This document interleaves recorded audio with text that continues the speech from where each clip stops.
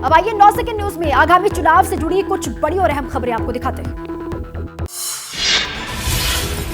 मध्य प्रदेश में बीजेपी का मंदिर कॉरिडोर पर दांव। शिवराज सरकार बनवा रही है 11 मंदिर कॉरिडोर। मंदिरों के विकास के लिए खर्च किए जा रहे हैं करोड़ों रुपए।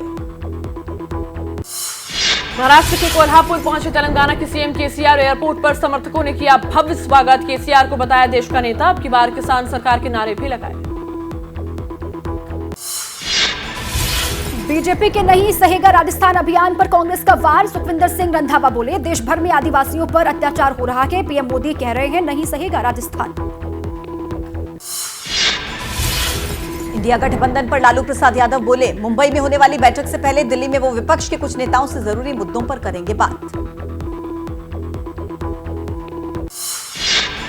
मणिपुर पर सदन में जवाब नहीं देने पर लालू प्रसाद यादव ने साधा पीएम मोदी पर निशाना। कहा पीएम इस मामले में गुनहगार है, इसलिए सवालों से भाग रहे हैं। जयपुर में बीजेपी के अभियान नहीं सहेगा राजस्थान के तहत निकाला गया मार्च। सचिवालय की तरफ जाने की कोशिश के दौरान पुलिस ने पानी की बौछार की।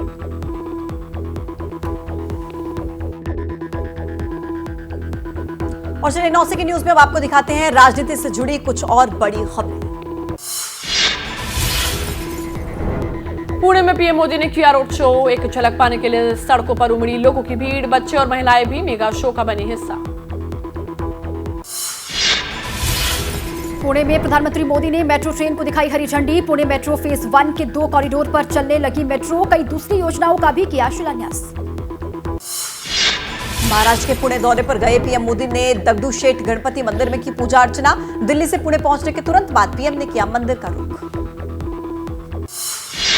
पीएम मोदी को लोकमान्य तिलक पुरस्कार से सम्मानित किया गया। पुणे में एक ही मंच पर नजर आए पीएम मोदी और एनसीपी प्रमुख शरद पवार।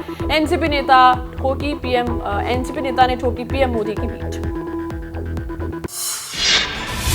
लोकमान्य तिलक समारोह में पीएम मोदी हुए भावुक। कहा पुरस्कार मिलने के बाद दायित्व बढ़ा है। देशवासियों को समर्पित है ये पुरस्कार। पुरस्कार की राशि को नमामि गंगे को किया समर्पित। पीएम मोदी ने कहा जब अंग्रेज बोले भारत के लोग देश चलाने के काबिल नहीं, तब तिलक जी ने स्वराज हमारा जन्म सिद्ध अधिकार का दिया था नारा। गांधीनगर में महिला सशक्तिकरण पर G20 की बैठक आज से होगी शुरू। केंद्रीय मंत्री स्मृति ईरानी करेंगे अध्यक्षता। मीटिंग को पीएम मोदी ऑनलाइन करेंगे संबोधित। एनएसयूआई को और ज्यादा एक्टिव बनाने पर कांग्रेस का जोर। कांग्रेस अध्यक्ष खड़गे और राहुल गांधी ने की संगठन के पदाधिकारियों के साथ बैठक। तेलंगाना के मुख्यमंत्री के चंद्रशेखर राव ने 466 आपातकालीन वाहनों को हरी झंडी दिखाकर रवाना किया। इनमें 204 एम्बुलेंस और 34 फ्री शव वाहन भी शामिल। 23 दिन बाद कार्यालय पहुंचे बिहार के शिक्षा मंत्री चंद्रशेखर। विभाग के अपर मुख्य सचिव के पाठक से तकरार की वजह से मंत्री नहीं आ रहे थे दफ्तर। छत्तीसगढ़ के मुख्यमंत्री भूपेश बघेल का मोदी सरकार पर निशाना। बोले बहुमत का दुरुपयोग कर रहा है केंद्र। दिल्ली सर्विसेज बिल पर जताई आपत्ति।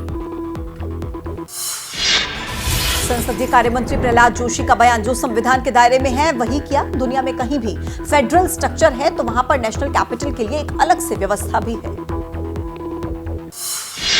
समाजवादी पार्टी के नेता शिवपाल यादव का बीजेपी पर हमला। बोले बीजेपी जब संविधान को नहीं मानती है तो वो धर्म को क्या मानेगी।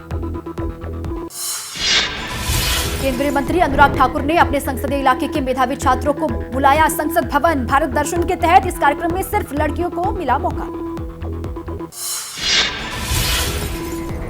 भोपाल में कल से शुरू होगा एशिया का सबसे बड़ा लोक उत्सव उत्कर्ष। रविंद्र भवन में राष्ट्रपति द्रौपदी मुर्मू करेंगे इस उत्सव की शुरुआत।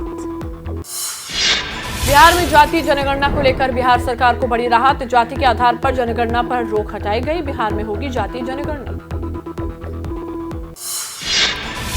बिहार में जातीय गणना के फैसले पर बोले मंत्री विजय चौधरी। कहा इस फैसले से बिहार सरकार की नीति और नीयत दोनों की जीत हुई।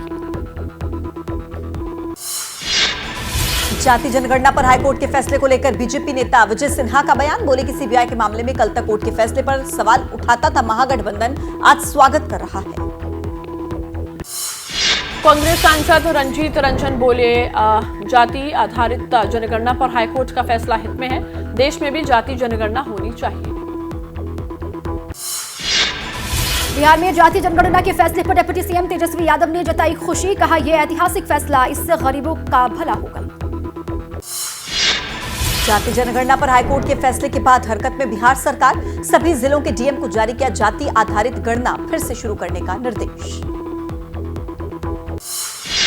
तेलंगाना के मुख्यमंत्री केसीआर का इंडिया गठबंधन को झटका, बोले उनकी पार्टी ना इंडिया गठबंधन के साथ है और ना ही एनडीए के साथ। पत्रकारिता कोई इमोशन नहीं है, ना अपना कोई ज्ञान देना है और ना कोई विचार थोपना है। पत्रकारिता क्या है?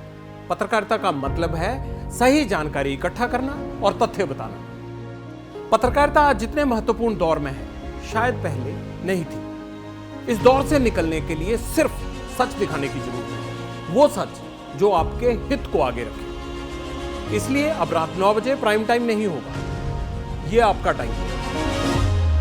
जगविंदर पटियाल के साथ देखिए पब्लिक इंटरेस्ट 17 जुलाई से सोमवार से शुक्रवार रात 9 बजे सिर्फ एबीपी न्यूज पर।